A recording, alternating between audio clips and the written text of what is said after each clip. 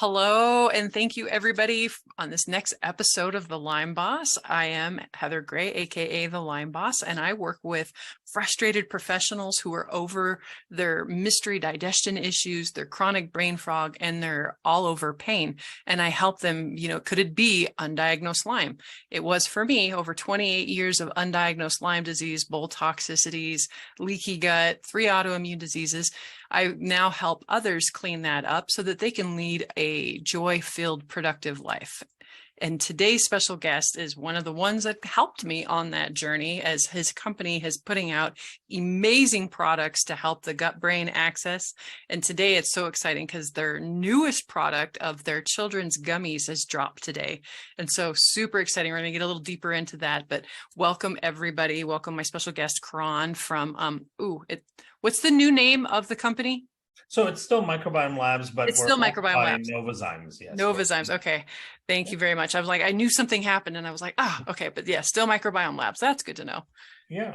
Fantastic. So yeah, welcome. I'm doing great. It's a little cold. Awesome. I'm kind of over the snow and ready for spring. How about you? I'm the same. I'm over the rainy, cold weather. See, you guys get snow and all this prettiness that you can, use gravity and go downhill on, which you don't do. But I don't. A lot of people like to do that. We've been getting just rain, which is weird. It's like 38 degrees, 40 degrees and raining, which cold water falling on your head from the sky is the worst. Yeah, Chicago in the wintertime, no thank you. I'll take Colorado in the wintertime, hands down, any day of the week. No. Because even our snow is gone within like 3 days, to where you guys, when you get stuck snow, it turns into that black crap on the side of the road, right? It becomes ice and all kinds of stuff. And the problem is we don't get as much sun, right? So you guys still have a lot of sunshine. A lot of sunshine. That's a big difference. Huge. But I travel a lot, so I get to go and visit other places during the winter time, and I've been to Miami and Texas and California a bunch of times, so I'm finding my way to sunshine. I see, and I have not. So it's funny. Do you ever get told you look like somebody famous? I do, yes. For the longest time, and it's probably maybe lessened as I've gotten older, but people confuse me with Mario Lopez all the time. When I met you at the Denver conference and I took a selfie and I posted it, my husband was like, "You didn't tell me you were going to meet Mario Lopez." I'm like, "Who the hell is he talking about?" And then I was like, "Oh, that's not Mario Lopez." I've done Slater for Halloween a few times. Nice. And one time I was in Mexico actually, and there were like some young local Mexican kids who were like, "Hey, it's Mario Lopez," and I'm like, "I'm not," and they were insisted that it was. They were like, "I know you don't want to be, you want to be under the radar," but they're like, "Just sign an autograph anyway," and I was like, "Sure, okay." There you go. Awesome. So yeah. Oh, that's incredible. Anywho, sorry, I digress. But yeah, it's kind of a running joke that my husband and I have now. I told him who I was having on my podcast today, and I was all excited. He was like, "Who?" And I'm like, "Mario Lopez." And he goes, "Oh."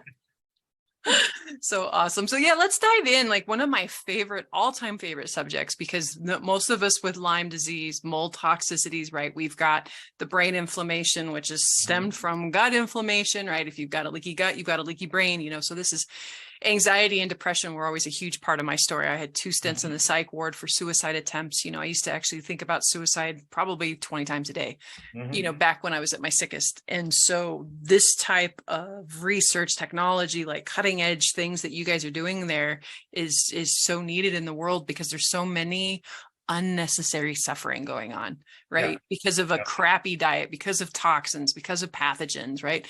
And what you're doing is just, it's just such a beautiful, needed thing. And so, I mean, that's why I'm such a, I don't fangirl over like celebrity. I fangirl over who's making like the biggest impact on these areas in the world. And you're right up there. Well, thank you so much for that. And it's such a big need, because we have, when you look at the population in general, you've got the extremes where people who are so anxious, who are so depressed, they either have to be under hospital care, can't leave the house, right? And it sounds like you were at that end at one point. And it's crazy to think that a dysfunctional gut or an infectious agent and all can take you there, right?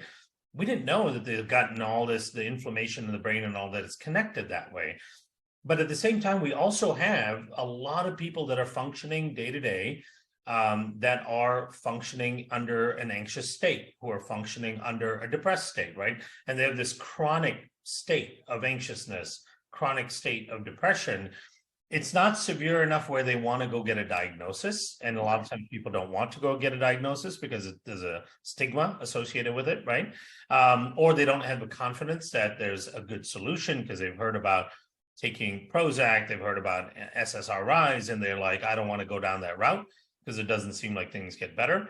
So they self-medicate, right? So they drink during the day, they use recreational drugs, they find things to get addicted to, whether it's food and things like that, to try to stoke Sugar. a dopamine response. Yeah, sugars, which has that dopaminergic quality to it.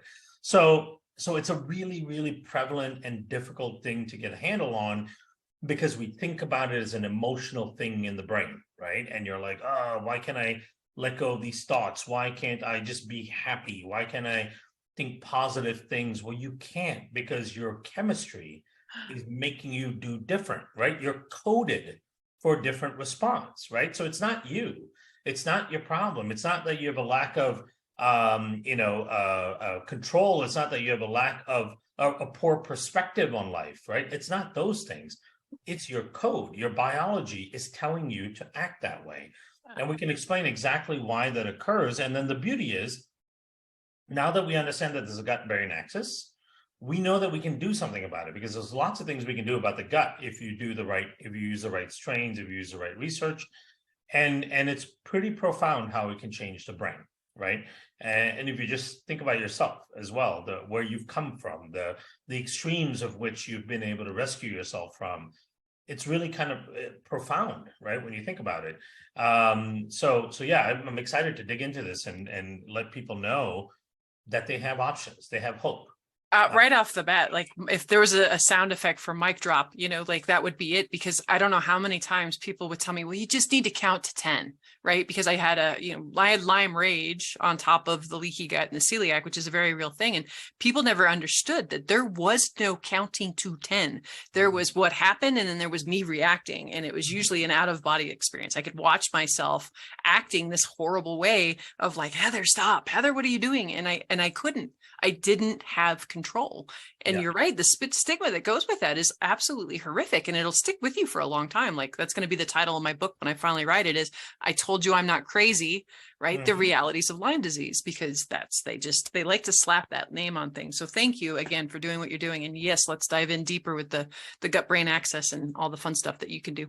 Yeah. So, okay. At its most simple form, right? There's a whole bunch of studies that have shown, including this 9-year-long study from the Netherlands. And we're trying to figure out, what is a good biomarker to understand the risk of developing anxiety, depression, all the way down to major depressive disorder, sickness behaviors like anhedonia, psychomotor slowness, anorexia, suicidal ideation, all of these things, right? So they categorized all of it. And they were looking at biomarkers. So we're looking at, different things that they could measure in your body to see what was elevated in people that was struggling with all of these, the mental dysfunctions. And they found just one thing that was congruent in all of these people.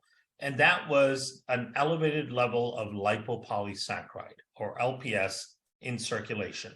Now, when you have an elevated level of LPS, lipopolysaccharide, it triggers certain types of inflammation in the body.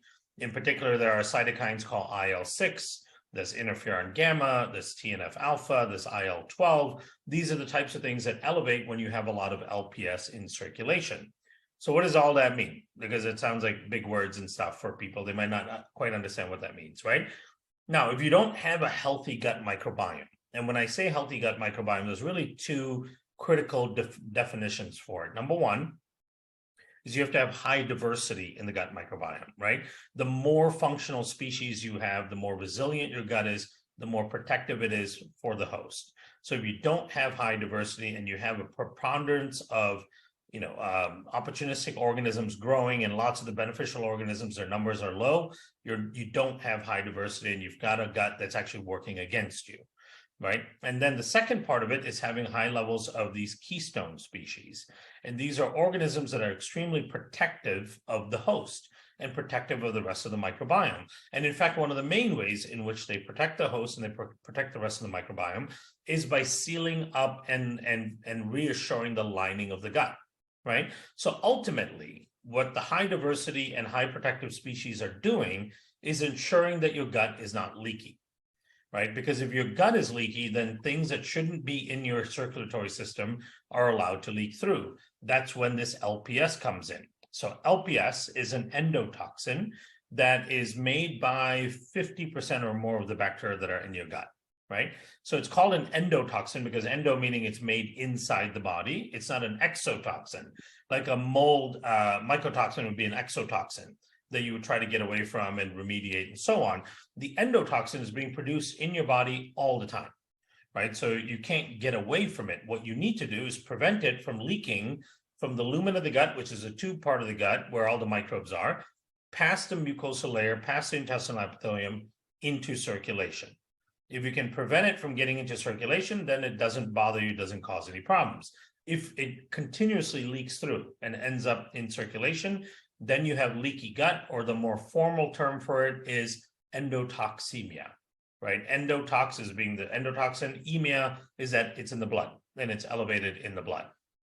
So these studies, the Netherlands study and all the other studies I talked about that have looked at biomarkers that predict anxiety and depression, what they basically found is when people had high levels of this endotoxin in their blood, meaning they have leaky gut, they basically had anxiety and depression. And the amount of this endotoxin they have in their system was predictive of the severity of their anxiety and depression. So they could look at individuals and go, this is where they would be on the scale for anxiety and depression. This is how bad it is, just based on looking at their blood markers, knowing nothing about them, right? And they followed these individuals for 9 years. And what they found was even at a 9-year follow-up, as long as you had elevated levels of this LPS in your system, you had anxiety and or depression, right? If for some of the individuals, some of that level came down because of things they might have done. Maybe they took the right probiotic, maybe they changed their diet, whatever they might have done. And if the LPS level came down, so did the level of anxiety and depression. And in some cases, it was completely absent, right? So it becomes really, really clear that if you have leaky gut, from a dysfunctional gut, from low diversity, low keystone species, too much inflammation in the lining of the gut, you basically have a significant risk for anxiety and depression, right? So then that may come back to your situation and Lyme and other triggers like that. Well, how do those things drive LPS endotoxemia, right? That's a big question. So when you have a infectious agent, especially one that's like latent and can be chronic, these infectious agents are basically triggering inflammatory responses in your body, right? And it can be in the lining of your gut, it can be peripheral to the gut, it can be throughout the system. It depends on where it's infecting and so on. Wherever they trigger this massive amounts of inflammation, it starts to create a dysfunction in the body where your normal bacterial population are susceptible to dysbiosis from inflammation, right? So what starts to happen is let's say you've got the lining of the gut, and that's and the top layer of the lining is where all the good beneficial microbes live. Let's say a spirochete from Lyme enters into that area, right? So then the microbes in the area start to signal to the immune system that, hey, there's a problem here, there's a new pathogen. That's what causes the immune system to arrive to the region and start trying to attack things. But some pathogens, like Lyme, for example, are really good at evading immune system detection, right? They can bury into tissues deeper. They can put out molecules that actually cloak them. They can do tricks where they actually make it look like a different target, bacteria or virus. So they can do all of these things to keep trying to cloak themselves from the immune system. But the local microbes continue to know that there's a problem there. So the local microbes actually keep sending out inflammatory flares to keep bringing the immune system to the region. And the problem is the immune system, the part of the immune system that shows up first is the innate immune system, and it's non-specific, right? The innate immune system is fast to react, but it's non-specific. It's not going after whatever the particular thing is. It's just going to come and carpet bomb the area. Right. So there's a lot of collateral damage going on. That Exactly. totally makes sense. Yeah. Yeah. So wherever this infectious agent is, and it's causing the triggering of the immune system to show up, it's causing lots of inflammatory damage and collateral damage as a result. If it's happening in the lining of the gut, then the immune system is killing some of your good bacteria as well. And the immune system is damaging the lining of your gut cells. So it's creating all this cellular debris and all of this disruption to the balanced ecosystem, right? Now, one of the things that can happen is if that happens for a long enough period of time, let's say by the end of the first year that you've been infected with Lyme, that's continuously happening in the system, right? So your immune system keeps coming in, bombarding stuff, you're feeling inflamed, your gut is starting to get sensitive to things, right? You can't digest things anymore because there's no homeostasis. There's a war going on in the lining of your gut. Right. What tends to happen is as the gut microbiome becomes more and more dysfunctional and you lose species diversity because your immune system is bombing everything, you lose a component of your immune system called the T regulatory cells, right? And these are cells that are responsible for surveying the system, finding dysfunctional immune responses and shutting them down, right? So those cells are no longer working well. So what tends to happen is you have all of this cellular debris, your own cells, they're debris because the carpet bombing that's going on. Right. Then there are antigen presenting cells that are supposed to come along, eat up a lot of the debris in the area, and then present them to T cells and B cells as the culprit, right?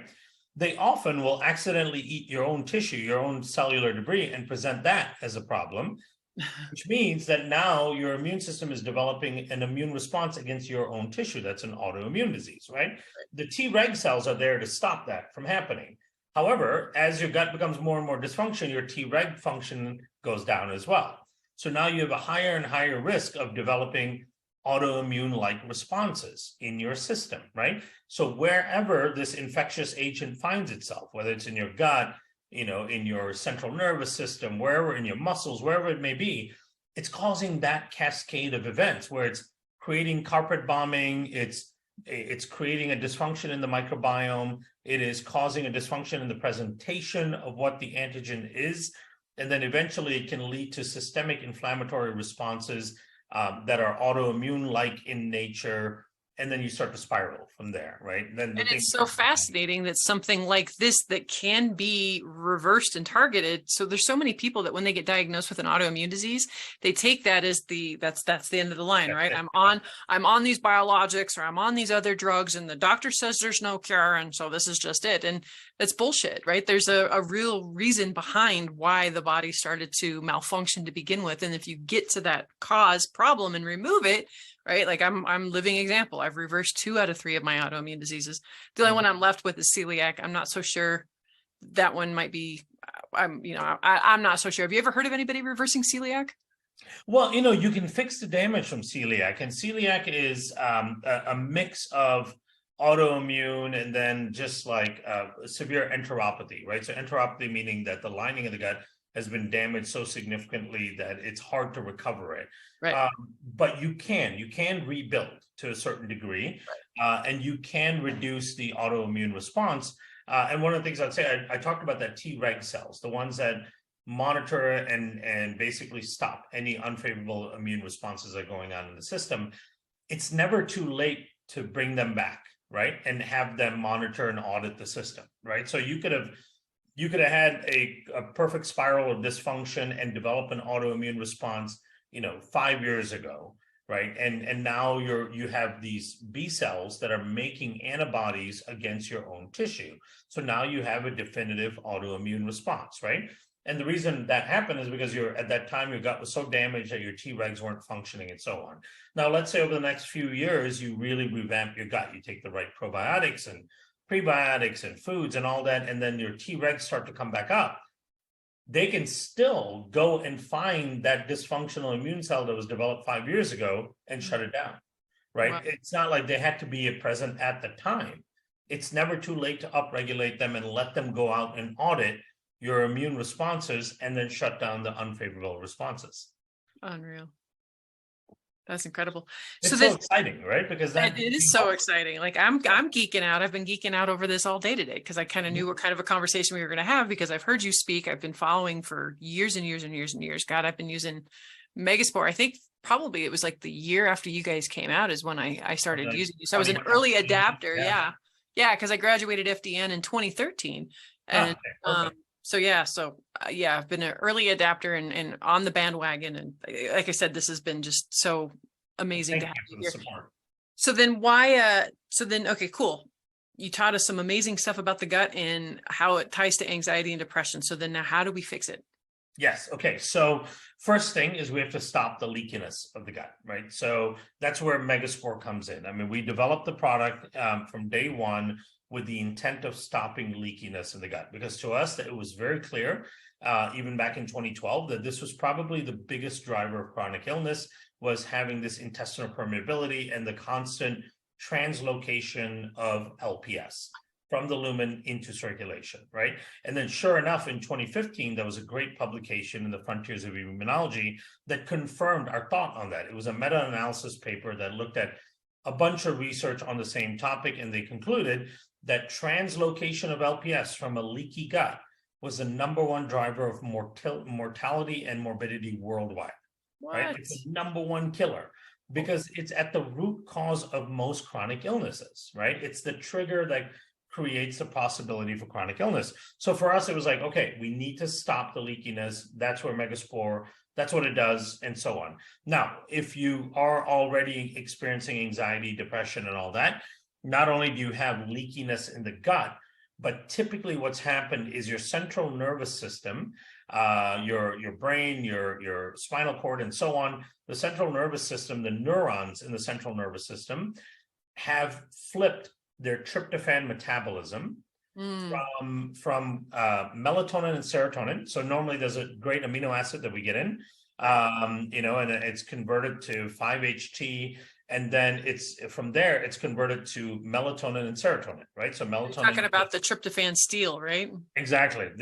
So the tryptophan, what's happening is it, instead of becoming melatonin, which helps you relax and sleep and anti-inflammatory, and serotonin, which is a happy hormone, it actually is getting converted into something called kynurenine and quinolinic acid, which are actually neurotoxic and promote the activation of the sympathetic nervous system. So it puts you in fight or flight all the time. And it doesn't allow you to rest because you're not making enough melatonin. It doesn't allow you to feel happy because you're not making enough serotonin. And then it continuously activates the HPA axis. So it always releases cortisol, epinephrine, norepinephrine. So you have elevated stress hormones all the time. Your neurological system is in the sympathetic state. So you're constantly in this fight or flight response, right? That's why people are reactionary. It's hard to rationalize through things, right? Because there's a part of your brain that turns off when you are in the flight or fight response, and that's called the coping center of the brain. The coping center of the brain is there to rationalize intelligently through things. What your brain doesn't want is when you're faced with danger for you to analyze it too much. Right? Because if you analyze it too much, you might get eaten. Right? Exactly. And so, for example, and your brain fills in the gaps very quickly so that you don't have to go through an analytical process. For example, if we were back in the day and every time we walk through the brush, there's a lion behind you. There's a lion, right? Literally. And we become familiar with the smells and the sounds and all that of a lion. Or even if we see it, we see like that kind of orange fur, like the guy behind me. You see that a halo of an orange fur. Maybe you see a tinge of white tooth, and your brain will fill in the gaps and make you go, get out of there, right? Now, it doesn't have to be a lion that you see. You could see a bush that kind of resembles that. What your brain wants you to do is just assume it's a lion and get the hell out of there. Right. Your brain doesn't want you to turn and go and get closer. It's all the frustrating things that we see people do in horror movies. Then we go, why the hell would you do that, right? You could sit there on the couch and go, what the hell's wrong with you? You hear that sound of an axe swinging and you go to investigate. So people don't actually do that stuff, right? Because we have this flight or fight response. It's very powerful. Your brain fills in the gaps of the danger element so that you can make the decision to go. So I say all that because what that means is the coping center of your brain, the part that can rationalize through real stressors and not real stressors and so on, isn't really working. So everything is a flight or fight response. It's a non-rational response for the most part, right? That's why when you are in that fight or flight state or that sympathetic state, you can't rationalize through stressors and things that are bothering you, or what someone said, or an action that someone took and so on. You're just triggered. You're just responding, right? Because it's no different than what you perceive to be a lion, and you're either fighting the danger or running away from it, right? So not being able to turn on that part of the brain, having this continuous influx of LPS, and that tryptophan being metabolized into kynurenine and quinolinic acid means that your central nervous system is constantly inflamed. Right. What we found is that there are microbes in the gut that protect against this, right? So our group that we work with in the APC in Cork, Ireland, did a bunch of studies where they basically saw that healthy, well-balanced elderly women in Ireland, right? These are women that had a history of really good mood and stress response and no anxiety, depression ever recorded. They had a high level of a particular type of bacteria called Bifidolongum 1714 that had a lot of this carbohydrate on it called peptidoglycan, right? And so it seemed like this particular species with this peptidoglycan was doing something to negate stress response, fight or flight, and so on, and allow the coping centers of the brain to function in these individuals. And so they did a bunch of studies, and they found that, yes, it was a strain, and it in particular is this carbohydrate structure around the strain. And as it turns out, what the mechanism is the carbohydrate structure of peptidoglycan has receptors in the central nervous system that when you bind it, it shuts off the inflammatory response and the sympathetic activation. And it flips tryptophan metabolism from kynurenine and quinolinic acid back to serotonin and melatonin, right? Now, the reason both of those exist, and you might go, well, why do we even have the ability to make quinolinic acid and kynurenine, right? Because it's not good for you. Well, all of those things, all of the ability of the central nervous system and the brain to induce inflammation, turn on the sympathetic nervous system, increase this kynurenine and quinolinic acid production, so it increases inflammation. All of that is designed to trigger the flight or fight response, right? Because it's a survival mechanism. But what's supposed to happen is you're supposed to be able to trigger that and then run away or fight the danger and then come down from it. Right. And we have microbes that we've outsourced that job to help us come down from it. And if you're missing this microbe and this type of carbohydrate structure, you can't come down from it. That's why we go into these chronic states of being activated, right?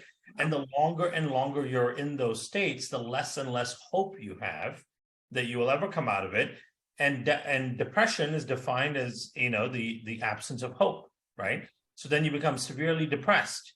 And then depending on your neurological system, you can go suicidal ideation, you can go to OCD, thoughts about harming people and harming yourself and all kinds of things. It all just kind of spirals out of control. But the mechanisms are the same. It's all the same starting element. So we found this strain. It's called a psychobiotic. In our product, it's called ZenBiome. It has high levels of this peptidoglycan. And we've published, 6 studies with it, showing a significant reduction in stress response, in perception of stress, the ability to come off the flight or fight response and get your body to a non-inflammatory parasympathetic system. It also shifts brain waves. It actually, when you encounter a stressor, it puts your brain into a meditative state, which is a theta wave band, which is exactly what people have been trying to achieve through deep meditation exercises, breath right? work, yeah. Exactly, that breath work and all of that. And people study this for years, trying to achieve that theta wave band. This strain can do it for you in a couple of weeks. Shut up. It's amazing. It's mind-boggling, right? But that's the beauty of it. That's nature has designed all this for us. We didn't do anything to this strain. It's not an engineered thing. We just have to be smart enough to look for it. Got it. And then if we find it, study it and know how it works, right? And then people can utilize it. So really quick question. I love how we brought up the LPSs, but what exactly are LPSs? Like, what are they, and what causes them to be elevated? Like, where do they come from? So at least 50% of the microbes in your gut are a type of microbe called gram-negative, right? When you take all the bacteria in the world, the first division to separate bacteria are you gram-negative or gram-positive, right? And basically what that means is if you stain them with a particular kind of stain called a gram stain, the gram-positive bacteria pick up the stain and they look different. The gram-negative bacteria don't pick up the stain, so they look different under a microscope. They look, like regular bacteria color. The gram-positive bacteria look like blue and purple. Now, the reason why the gram-positive bacteria pick up the stain is because they have a cell wall structure. And that cell wall is a special type of carbohydrate that can pick up the stain. The gram-negative bacteria don't have the cell wall structure. They only have a cell membrane, so they can't pick up the stain. Now, these gram-negative bacteria happen to have LPS in their membrane. Now, the bacteria use it as ways of adhering to things or communicating with other bacteria, so they have their own function for it. And it's not a problem when it's in the bacteria cell. If it's sticking there in the cell membrane, it's totally fine, especially if it's in the lumen of your gut. When bacteria die and lyse, they release the LPS. Now it's out by itself. Again, if it's staying in the lumen, it's fine. But if it's allowed to leak through and end up in circulation, that's when it becomes a big problem, right? Now, you've got bacteria dying all the time in your gut, right? Bacteria have very quick generational turnover. And the process of eating kills bacteria because you're releasing hydrochloric acid and bile salts and all these things, pancreatic enzymes. Just the movement of the food bolus alone will kill some bacteria. So you start to release lots of LPS every time you have a meal. But again, if it stays in the lumen, in the tube of the gut, it's fine. If your gut is leaky, it'll leak through and end up at large levels in your system. Now, two other egregious things that LPS does in the brain, actually three things that it does in the brain that are profound. Number one is it does bind and interfere with serotonin and dopamine receptors in the brain. So even if you're making enough serotonin and dopamine, you can't bind them effectively to get the response, right? To get the effect. That's one thing. The second thing is it triggers a massive inflammatory response in the brain, which over time will degenerate the brain tissue. Right. So all the inflammation that it creates in the brain, which we experience right now as anxiety, depression, and so on, is the exact same process that Alzheimer's develops from, right? And Parkinson's and dementia. So what we're experiencing today as anxiety is actually pre-Alzheimer's. So know that every time you experience anxiety and depression, and I don't want this to give you anxiety, but it's just the facts that we have to know. Every time you experience anxiety and depression, it's literally eating away at your brain. And if you can't repair your brain effectively enough overnight when you're sleeping, then what you end up with over time is net damage to the brain. Right. We're having that problem of this damn society that stays up, they're freaking night owls and like that's their badge of honor. It used to be me, right? Because we have all this artificial lighting doesn't mean that we are meant to be up at all hours of the night. If you are up past certain periods, you're missing, crucial detoxification and healing moments for your brain. So now we've got this increased anxiety, this increased inflammation, and decreased time to heal the brain. Like it's no wonder we're having so many mental health issues in this country right now. Yeah. And one of the unfortunate side effects of anxiety is it's very hard to sleep. Oh, right. Because and then you get anxious about not being able to sleep and that triggers even more anxiety. So your neurological system is, has sympathetic and parasympathetic, right? Sympathetic is the fight or fight response, and the parasympathetic is a rest and digest response. Right. So if you're constantly in fight or flight, you can't rest or digest. And so it's really hard to calm down and go to bed and actually get good, deep quality sleep. At the same time, you're also not digesting well because your body shunts energy and all that away from the gut because it's trying to service your brain and your heart and your muscles because it thinks you're constantly in a battle for survival, right? And which means that you can't break down food as well. You can't feed your system as well. And that makes it even harder to repair damage that it's occurred, right? Not only are you not resting and giving yourself enough time to repair, you don't even have the nutrients to repair. You're not bringing in the amino acids, the fatty acids, and so on. So it's a self-perpetuating problem until you reset it somehow and you stop that neuroinflammation, you switch the tryptophan metabolism, you stop the LPS from leaking through, and you start then practicing mindfulness work, right? Mindfulness work and all that is great, but it's not going to solve your problem. Right. If you have this underlying system that's moving you towards fight or flight all the time, right? You just can't one piece to the whole puzzle, folks. Yep, exactly. And so a lot of times it's, people get frustrated with that because they feel like from what they hear from certain experts and all that, they should be able to, meditate their way out of being depressed or anxious, or, have some sort of mindfulness ritual or something like that. But then it doesn't work necessarily. And then it makes you more frustrated and more anxious. Guilt and shame. Like, I was always like, what the hell's wrong with me? I must not be spiritual enough, or I must not be this enough, because why haven't I been able to fix this by doing these things that these people? So no, that can be very dangerous when that becomes dogmatic, and anything can be dangerous if you're just looking at one little piece in the whole puzzle. Like, you're missing all these other healing opportunities if you're only looking at one piece. And like what we're talking about right now, this is one piece. It's a big piece, but there's a lot of other things that you have to take into account. Is there a way for people to find out how much LPS is in their system?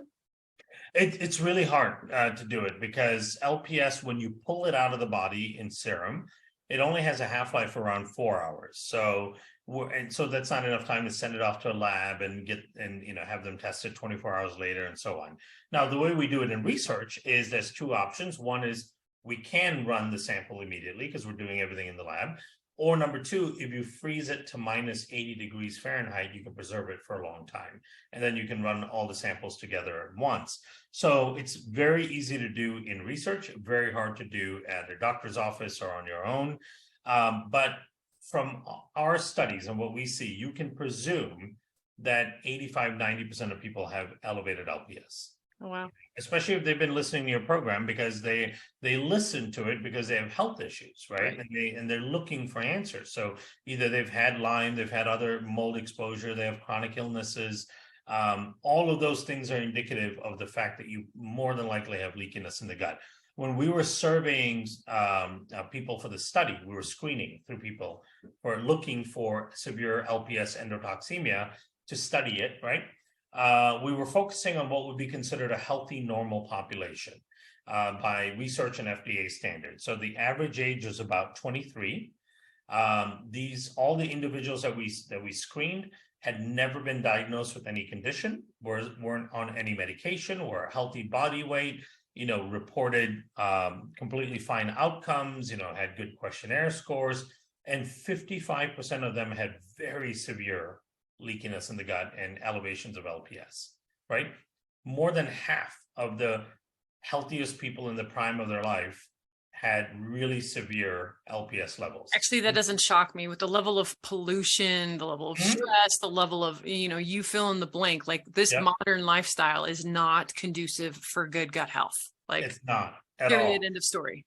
Yeah, because the way I always say it is that we are a microbial construct, right? We're made up predominantly of microbes. Microbes code for the vast majority of functionality in our body. Microbes conduct most of the reactions in our system. We exist because we are a microbial construct, and we took this beautiful microbial construct that took a couple million years to develop, and we put it in an antimicrobial world, right? So we built around us an anti-human world, if you will. And so, it's no surprise that chronic disease and all these other issues continue to rise, right? And despite the billions of dollars that go into research and development on drugs and therapies and all that stuff, we're ignoring the root cause driver, which is the gut, the foundation of everything, the leakiness in the gut, the chronic low-grade inflammation that causes. That is the core disease driver. Absolutely. So a little off topic, but still on topic. I'm loving this. I'm doing a lot of research in different types of human diets. What do you eat, Kiran? So I am an absolute omnivore. I try to follow what I think is the most rational thinking around diet, which is, humans, for 99.99% of evolution, did not have the choice of being something. Like Right. they did not have the choice of being vegan. They did not have the choice of being paleo or keto or carnivore or, whatever it may be you choose to, right? That is a weird construct of modern day. The fact that food is so accessible, all kinds of foods are accessible, and that people get very very militant about the diet that they choose, right? Because it's not so much for health. It's more like it almost speaks to them as a person and their choices and all. Like the people that I know that are carnivore are so militant about being carnivore, right? The people I know that are vegan are very militant about being vegan. They absolutely hate that someone is doing something else, right? And they will argue to the ends of the earth about why their diet is the best absolute diet in the world. To me, none of that makes any sense, right? We are omnivores. That's how we survived through the course of evolution, is that humans could eat almost anything and do fine. You take, I'm going to give you an example, like looking at my buddy lion here behind me. Take a lion that is an obligate carnivore, right? What that means is lions cannot go and eat plants and roots and vegetables and all that and survive, right? So the lion is sitting there in the savannah. If there happens to be a drought, right, their obligate herbivore prey, the wildebeest, won't survive, right? Because the wildebeest can't go and start hunting rabbits and, eating squirrels and stuff, right? Oh So my now God, could you imagine? a wildebeest hunting a rabbit, right? So now the poor wildebeest are struggling because they don't have any plants to eat, so their numbers are declining and they're dying off. And then the lion is counting on the presence of the wildebeest. Its numbers are dying because it doesn't have food source, right? In that same scenario, a human can go, well, there's no wildebeest to eat. Well, I can just dig for roots and tubers. I can eat insects. I can kill a baboon and eat it. I can pluck things off the tree, right? I can eat crickets. We can eat almost anything. And that's how we've survived through the course of evolution. We can adapt and eat almost anything. So we are absolutely omnivores in my view, and our microbiome reflects that, right? Because our microbiome is directly impacted by the diversity of what we eat. And the more diverse our diet, the more diverse and healthy the microbiome is, and the longer you'll live, right? That is shown to be pretty clear in the literature. So to me, I'm like, I eat a variety of things. There's some things you avoid, of course, like like categories of foods like fast food, and I don't necessarily avoid gluten in any specific way, but I also don't eat loads of it continuously, right? I'm not like I don't go to a restaurant and only look at the gluten-free diet component of it. My system is relatively resilient, so whatever negative thing that gluten does in my system, it can reverse it relatively quickly. So for me, I'm an omnivore, and my whole goal with health, with everything I've learned and everything I know, is my one singular goal is to have resilience, right? Because I don't want to have to be healthy by making 100% healthy choices. I want an 80-20. Yeah, amen, Yeah, right? I want to have 20% fun. I want to make the wrong choice. I want to go out for dinner and drinks with my friends and not have to pay for it for the next 3 days, right? So the resilience to me is super important. Wow. Yeah, no, thank you. That's a beautiful way of putting it. Like I said, I've been experimenting with different diets off and on throughout the year, just trying them on. And it is hilarious because we are the only species that, has forgotten what the hell we're supposed to eat. You don't see a horse out wandering going, shit, am I supposed to eat that? It's green, Right. It's just bizarre to me, but yeah.